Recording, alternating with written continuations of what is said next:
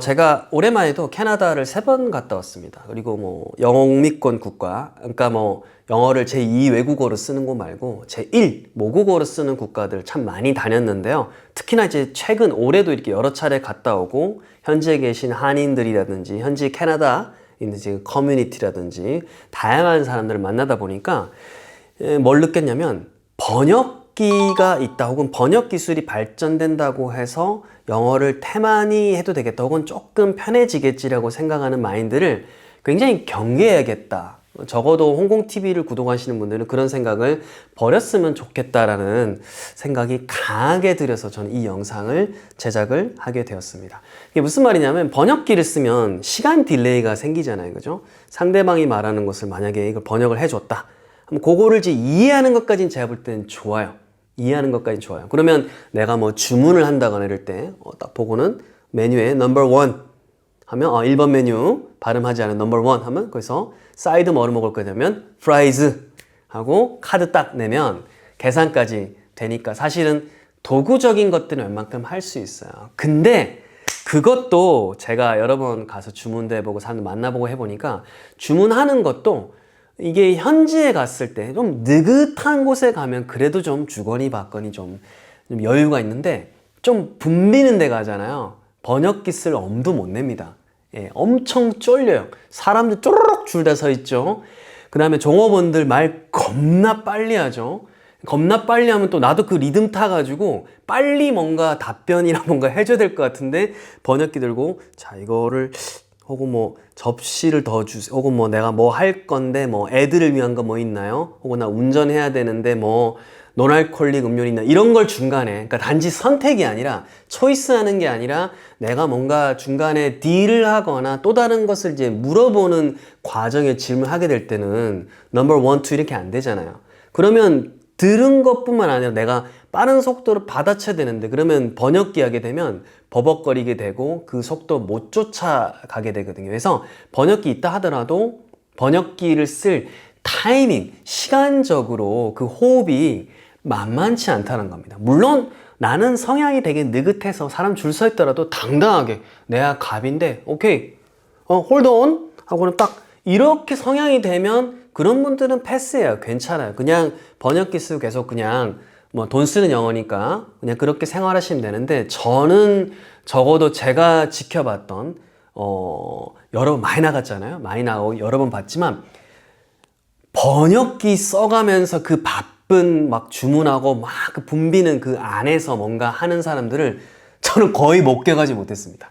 적어도 더듬더듬 하더라도 짧은 말이라도 말로 딱딱 주고받으면서 즉각성을 갖고 이렇게 주문하고 딜을 하고 제안하고 요청을 하는 거는 많이 봤지만 좀 부족하더라도 그거를 잠깐만요 하고는 번역기 하나하나 돌려가지고 여유있게 하는 분들은 일단 거의 보지 못했다는 거예요. 일단은 현실적으로 나가보신 분들은 무슨 말인지 정확하게 아실 거예요. 그 박자 안에서 실전 듣기는 진짜 빠르잖아요. 걔들도 굉장히 또 불친절하게 느껴질 정도로 말이 진짜 빠르고 그 속도 안에서 내가 뭔가 답변을 해야 될 것 같은 강박이 있고 그 다음에 드라이브 스루 같은 거 들어가게 되면 목소리가 이런 느낌이잖아요. 그러면 이게 이 막 정신이 혼미해지거든요. 그런 상황에서 이 번역 쉽지가 않습니다. 그래서 실전, 영어를 모국어로 하는 국가에서 뭔가 좀 붐비고 에너지가 넘치는 곳에 가서 내가 아웃풋을 그 박자에 맞춰서 하려고 하면 번역기를 쓰는 것이 생각보다 쉽지 않다. 물론 눈에 이렇게 띠리릭 해가지고 귀로 바로 대고 문장이 떠서 내가 그냥 읽건 아니면 내가 생각하는 것을 바로 문장으로 음성으로 이렇게 내준다. 요 정도 기술이 나오면 그 쿵짝은 맞겠지만 그 정도 나오려면 굉장히 오래 걸릴 것 같고요. 그리고 두 번째로 만약 그런 게 나온다 하더라도 실제로 내가 영어로 주고받았을 때 그 쾌감, 주문이 되고 돌아가고 뭔가 나오고 내가 했던 요청했던 게 나오고 했을 때 그 인간적으로 뭔가 돌아간다는 그 느낌, 쾌감, 내 인간으로서 뭔가 해냈다라는 그 느낌하고는 저는 차원이 다르다고 생각합니다. 이거 뭐 사람 냄새라고 이렇게 표현할 수 있는데 가령 제가 니네들 이제 뭐 나 운전해야 될 것 같으니까 non-alcoholic beverage가 있냐. 만약 영어가 조금 이제 나는 짧다라고 하면 뭐 non-alcoholic beverage 혹은 뭐 non-alcoholic drink 라고 물어보면 그 친구들이 대답을 해줄 거예요.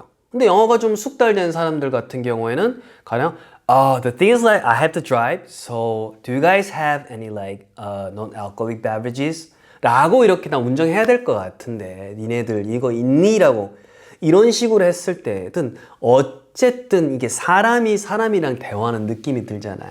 이런 상황 안에서 말하는 것이 훨씬 더 자연스럽고 편안하다라는 거고 이 인간은 기본적으로 이런 인간스러움에 있어서 뭔가 내가 탁탁탁 돌아갔을 때 굉장히 안정적이고 저는 행복감을 느낀다고 믿고 있어요. 그래서 번역기를 쓰는 건 타이밍으로 보거나 아니면 뭔가 인간의 어떤 온기, 인간다움을 좋아하는 어떤 인간의 사례를 봤을 때 번역기 저는 쉽지 않다라는 생각이 들고 그 다음에 세 번째는 실제 해외에 나가보면 물론 어디에선가 이제 힘겹게 사투를 벌이고 있을 분들 많겠지만 많을 거예요. 하지만 영어를 잘 쓰는 사람들이 진짜 많이 있다는 사실을 우리가 또 보게 됩니다.